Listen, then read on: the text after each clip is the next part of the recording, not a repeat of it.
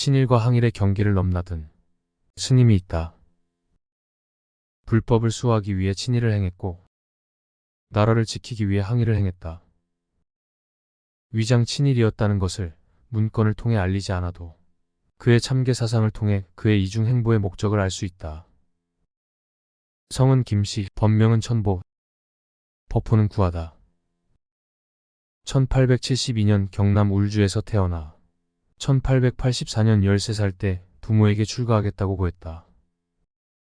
소자가 외딴 마을에 태어나 견문을 넓히지 못한 채 고루하게 지내면서 문자로만 배우며 산란하고 괴로운 마음으로 살고 있으니 어찌 초목과 달을 바가 있겠습니까?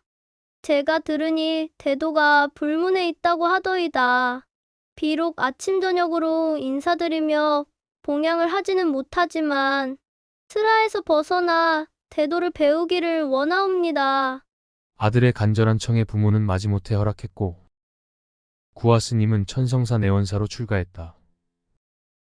1889년 경월 스님을 은사로 사미계를 받았고 1896년 용호 스님 밑에서 참선을 공부하던 중 지혜의 눈이 열렸다.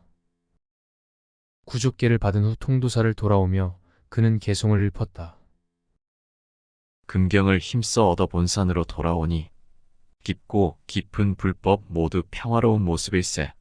마음 비워 급제하여 선탑 더욱 높아지니 설월의 빛과 바람 한가롭기 그지없네. 그 후 성혜 스님의 법제자가 되어 구하라는 법호를 받았다. 1905년 통도사 옥련암에서의 정진 과정에서 깨달음의 경지를 체득했다.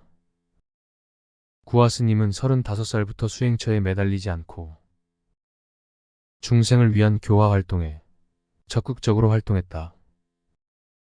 1906년 명신학교를 비롯해 입정상업학교, 통도중학교를 설립해 교감 및 교장으로 활동했다.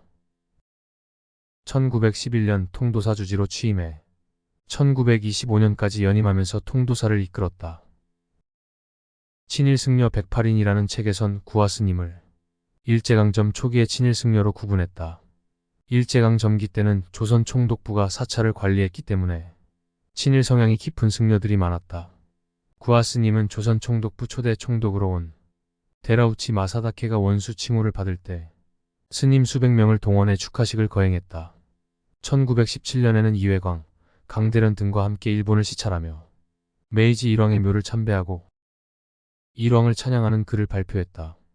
불교계에선 이를 위장 친일이라고 주장하며 독립운동 자금을 지원한 문서를 제출했다. 1919년 3.1운동이 벌어지자 구화 스님은 상해 임시정부에 독립운동 자금을 전달했다. 통도사는 약 1만 3천 원을 지원했다. 일본 경찰이 이 사실을 알아채고 수사를 벌이자 구화 스님은 속가 토지를 처분하여 사중에 변제함으로써 위기를 넘길 수 있었다. 같은 해 11월 15일 상해에서 12명의 스님들이 모여서 대한승려연합회 독립선언서를 발표했는데 구화 스님은 김축산이라는 벼로로 참여했다. 비밀리에 독립자금을 건네기 위해 기생집을 드나들기도 했고 여러 스님 편을 통해 보내기도 해서 이로 인해 고소를 당하기도 했다.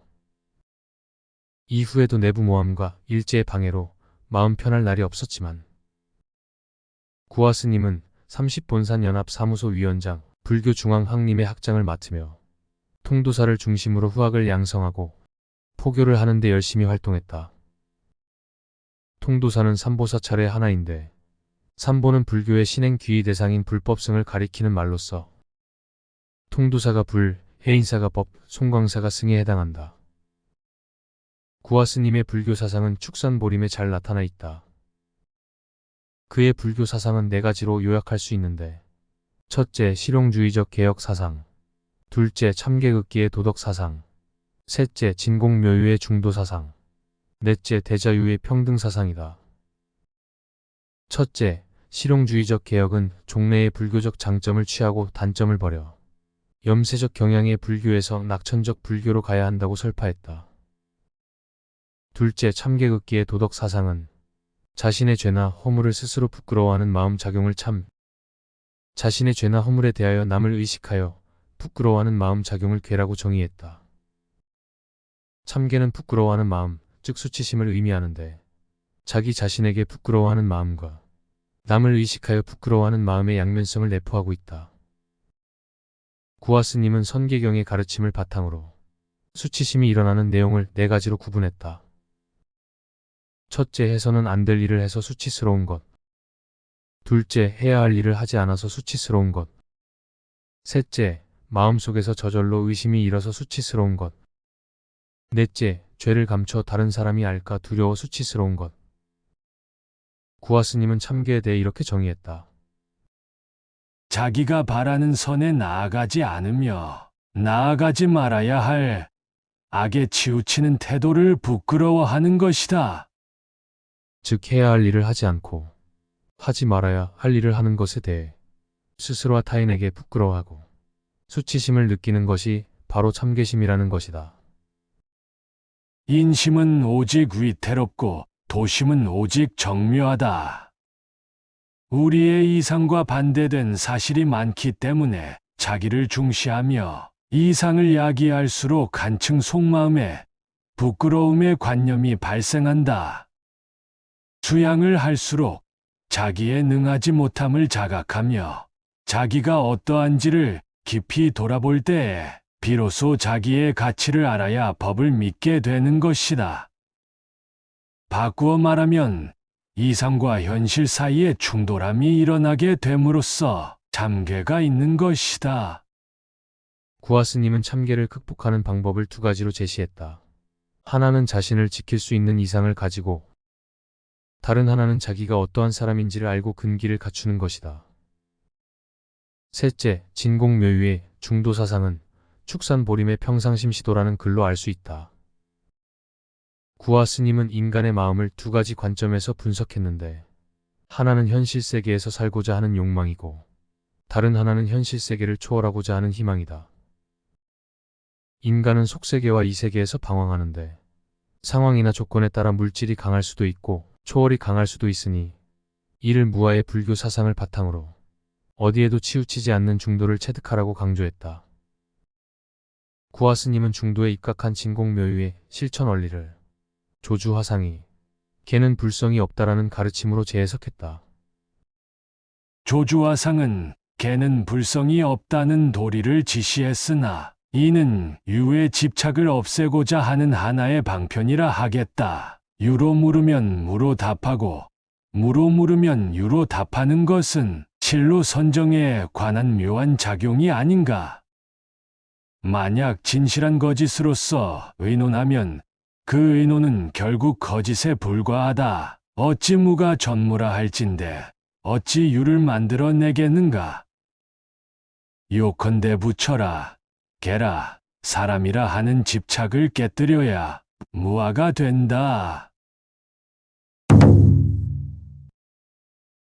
구하스님은 말년에 귀가 잘 안 들리셨다. 후학들은 갑갑하지 않으시냐고 물었다. 그는 답했다. 지시한 세상일 안 들어 오히려 편하다. 구하스님은 공양하는 자세를 중시했다. 국을 먹을 때 소리를 내거나 숟가락에 밥풀이 남아있는 것을 좋아하지 않으셨다. 얻어먹는 것, 즉 걸식하는 것이 승려이니 공양을 잘해야 복을 짓는다. 시주에게서 얻은 은혜를 깊이 새긴 것이다.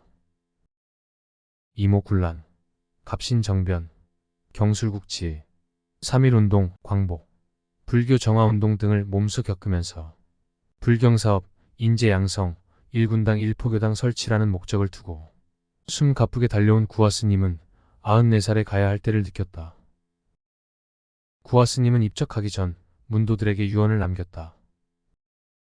내가 죽거든 곡하지 말고 장모도 쓰지 말고 부의금도 받지 말고 49제로 모든 걸 끝내라. 그리고 직접 만사를 지었다. 스스로 애도하다. 이 몸은 100년의 삶을 원하지 아니하고 세정을 벗어나 청진을 요달고자 했도다. 마음이 아미타 삼성의 원과 개합하고 정신이 도솔천으로 달리니 둥근 달이 밝네. 화로 속의 눈은 어느 곳으로 돌아가는가? 밝은 달 향기로운 바람 법성에 떨치네. 원래의 체성은 감도 옴도 없나니 종횡으로 소유함을 임의대로 맡기노라. 구하스님은 1965년 통도사 보강별당에서 입적했다. 세수 94세, 법납 81세였다.